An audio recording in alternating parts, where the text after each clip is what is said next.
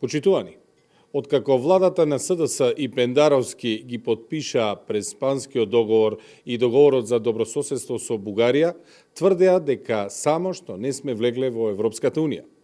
Стево Пендаровски ги убедуваше граѓаните дека тој и владата на СДС ги затвориле сите отворени прашања со соседите и дека сега никој не обструира.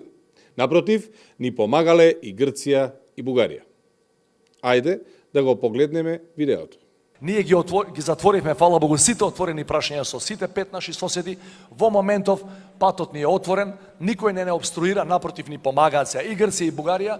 И ја не можам стварно да видам друга било каква пречка на тој пат. Се постигна слога со комшиите. Во овој момент ние немаме ни едно отворено крупно прашање со било кој од комшиите. Пендаровски потенцираше дека нема ниту едно отворено крупно прашање.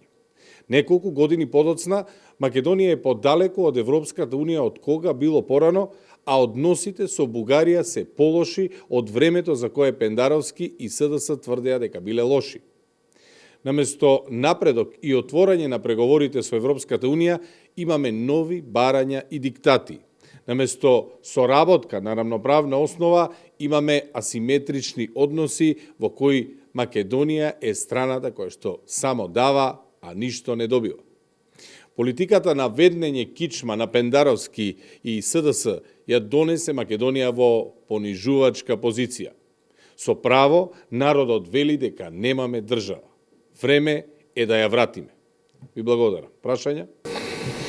Да, вие реагиравте на користењето на службени возила од страна на првиот вице-премиер за партиски настани.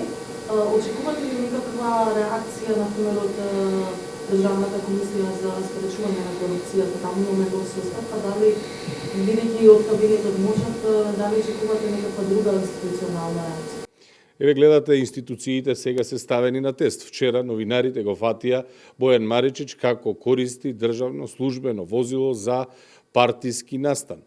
Службените возила, кои што имаат и свој возач, се собственост на државата, на народот и се платени од народни пари и не смеат да бидат користени на начин на кој што ги користи и тоа, замислете, вице-премиер за евроинтеграција. Нека каже еден пример каде функционери од Европската Унија вака злоупотребуваат службени средства. Очигледно е дека не се прави разлика меѓу буџет, собствен джеп и не се прави разлика меѓу собствени државни возила и помеѓу партијата и државата. Ја повикуваме Државната комисија за спречување на корупција веднаш да реагира тоа што Маричич беше однесен во подрачната единица на ДИК за да го даде својот подпис на Пендаровски, што е чисто партиска активност, а Маричич може да одговори дали со тоа службено возило беше и на партискиот настан во Кавадарци и уште на колку партиски настани во неработниот ден, односно вчера, е злоупотребено службеното возило. Ви благодарам.